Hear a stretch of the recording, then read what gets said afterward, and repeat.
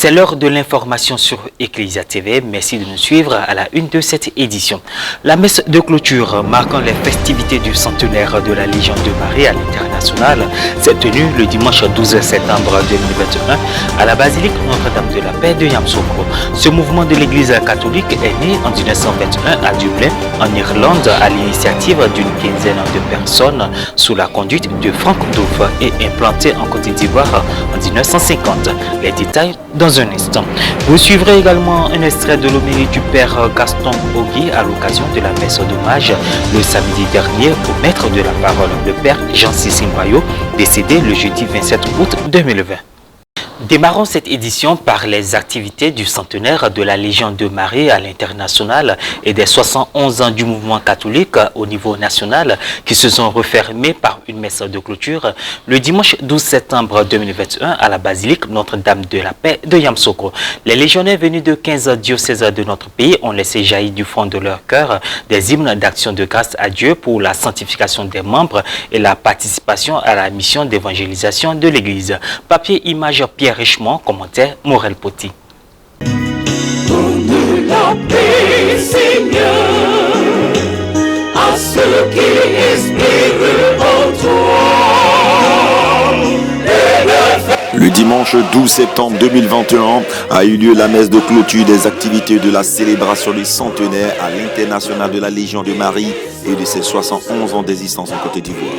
Elle s'est déroulée à la basilique Notre-Dame de la Paix de Yamoussoukro en présence de nombreux prêtres, des directeurs spirituels paroissiaux diocésains, de nos seigneurs Jacques Assanvo Aïwa, évêque auxiliaire de Boaké, Raymond Awa, évêque de Grand-Bassam, et Boniface Ziri, évêque d'Abengouro et président de la commission épiscopale chargée du laïcat, célébrant principal du jour. Dans son homélie, Monseigneur Jacques Assanvo Aïwa, évêque auxiliaire de Boaké, a d'abord rendu grâce à Dieu pour la création de la Légion de Marie et pour les pionniers de la Légion de Marie en Côte d'Ivoire. Nous bénissons le Seigneur et nous saluons avec gratitude la mémoire de ces valeureuses personnes que le Seigneur a suscitées et que la Vierge a inspirées en vue d'introduire et de poser les bases de la Légion de Marie en Côte d'Ivoire. Avec les pères missionnaires, nous voulons nommer Monseigneur François Atobra, prélat de sa sainteté de vénérée mémoire. Aujourd'hui, ils se réjouissent tous en compagnie de Frank Dove et de la Vierge Marie dans le ciel, car la petite graine de la Légion de Marie, semée en terre ivoirienne, a poussé, grandi et étendu ses racines et ses branches à travers toute la Côte d'Ivoire chrétienne. La prière universelle a été faite en langue vernaculaire par différents groupes de légionnaires représentant les 4 provinces ecclésiastiques ivoiriennes. En Sénoufo, par la province ecclésiastique de Korogo. Senarne mia nyereng nana jo wo nyeri église wo wolo papu wo wolo évêque bele mien wo ane wolo père bele wo Et brillé par la province ecclésiastique d'Abidjan. Loela lo don se koube satuement les satué ya kumbre un membre li ken lo ne lo koube Nanye Baoulé par la province ecclésiastique de Boaké. On a sonné catholique et Kumbokwati. Yemenya. Comment était yatiche nyamia? Afi akunusuke Marie Sonjangamo au menu onya afweya. En reconnaissance à Dieu pour tous ses bienfaits dans la vie, les légionnaires ont apporté des offrandes typiques à leur province ecclésiastique. Après l'étape de la communion a suivi celle des allocutions. Prenant la parole au nom de tous les évêques ivoiriens, Monseigneur Boniface Ziri, évêque du diocèse d'Abengouro et président de la commission épiscopale chargée du laïcat et de la nouvelle évangélisation, a envoyé la grande famille de la Légion de Marie en mission. Mes chers amis légionnaires, vous le savez, aujourd'hui, il y a une sorte d'ébranlement, de bouleversement des mœurs, une sorte de faillite morale, de valeur. Et comme vous le savez, Marie est celle-là même qui est la manifestation de toutes les vertus. Humilité, disponibilité, douceur, spontanéité dans le service, Femme de grande foi, vous allez tout à l'heure repartir. S'aimer dans tout le pays, s'aimer dans toutes vos familles, dans tous nos villages,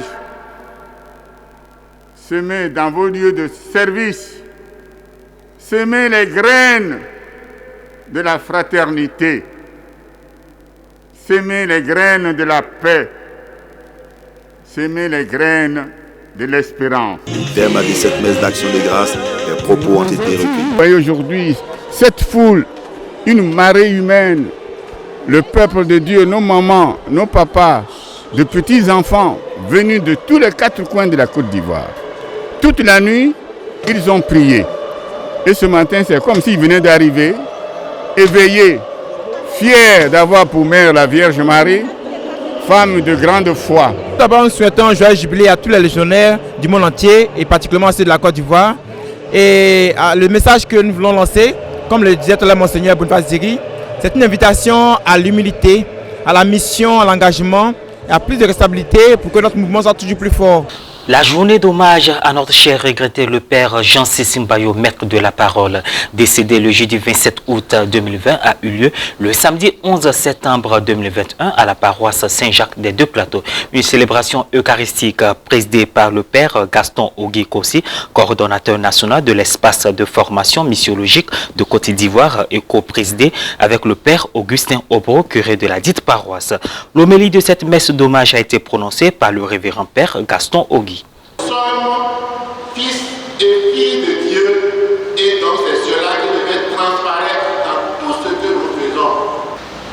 Bien souvent, il se produit en nous ce que le Père que nous célébrons a synthétisé en une expression, j'allais dire, très poétique.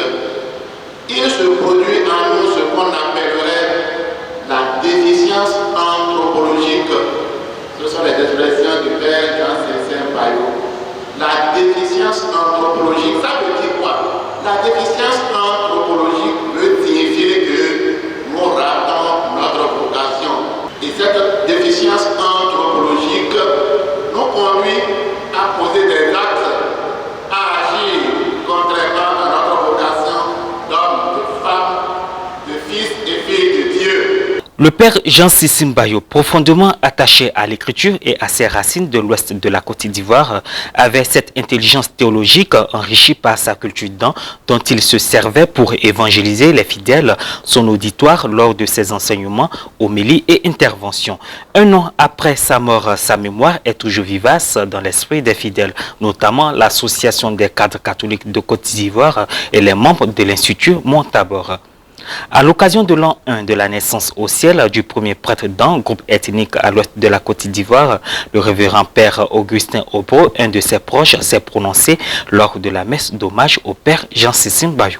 Il a passé son temps, la majeure partie de son temps, à enseigner la parole de Dieu. Nous sommes des serviteurs. Après tout ce qu'il a fait pour nous, à l'anniversaire de son décès, nous ne sommes pas aussi loin. C'est pas nous. Aujourd'hui, nous voulons rendre hommage.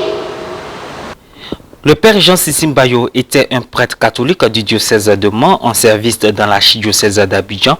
Il a été ordonné prêtre de Jésus-Christ le 23 décembre 1979 par Monseigneur Bernard Agré, alors évêque de Mans. Enseignant, il a été professeur de théologie dogmatique, option Christologie à l'UCAO, UEA, jusqu'à son décès. Il était aumônier national de l'Association des cadres catholiques de Côte d'Ivoire. Et voilà, ainsi se referme cette édition. Merci de l'avoir suivi. Merci de rester sur la télévision catholique.